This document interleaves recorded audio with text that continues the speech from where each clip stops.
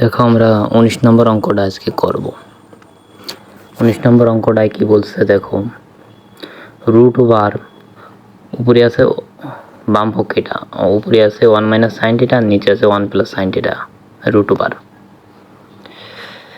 তাহলে এই যে নিচে যে রাশিটা আছে ওই রাশিটারে নিচে এবং উপরে উভয় পক্ষের গুণ করতে হবে, শুধু চিহ্নটা চেঞ্জ করবা বিপরীত রাশি দিয়া।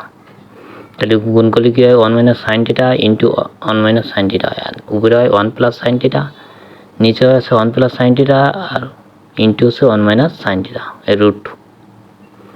এর সমান সমান দেখো উপরে কি আছে, একই সংখ্যা দুইবার গুণ, তার মানে কি তার স্কোয়ার দেওয়া যায়। তাহলে মানে 1 মাইনাস সাইন থিটা তার স্কোয়ার দেওয়া যায়।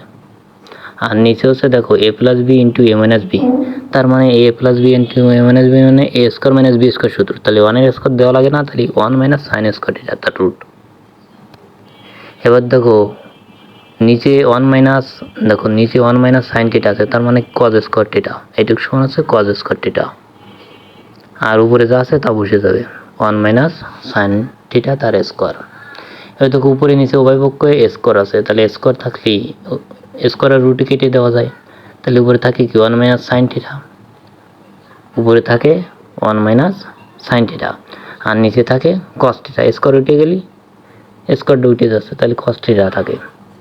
এবার আলাদাকরণ করতে হবে, 1 মাইনাস আলাদাকরণ করলে কী হয়, 1 মাইনাস কস থিটা আর minus sine theta by cos theta. এবার দেখো এখানে 1 minus cos theta, 1 minus cos theta সমান হচ্ছে, আমরা জানি 1 মাইনাস কস থিটা সমান সেক থিটা।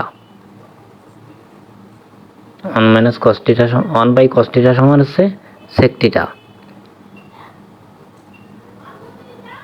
এবার দেখো এখানে sine theta by cos theta সমান জানি আমরা tan theta, sine theta by cos theta সমান আমরা জানি ট্যান থিটা। অর্থাৎ এটাই প্রমাণ করতে বলছিল, অর্থাৎ এইটাই হচ্ছে রাইট হ্যান্ড সাইড। তো আমরা বলতে পারি যে লেফট হ্যান্ড সাইড সমান left hand side, left hand side সমান রাইট হ্যান্ড সাইড, এটা প্রমাণিত।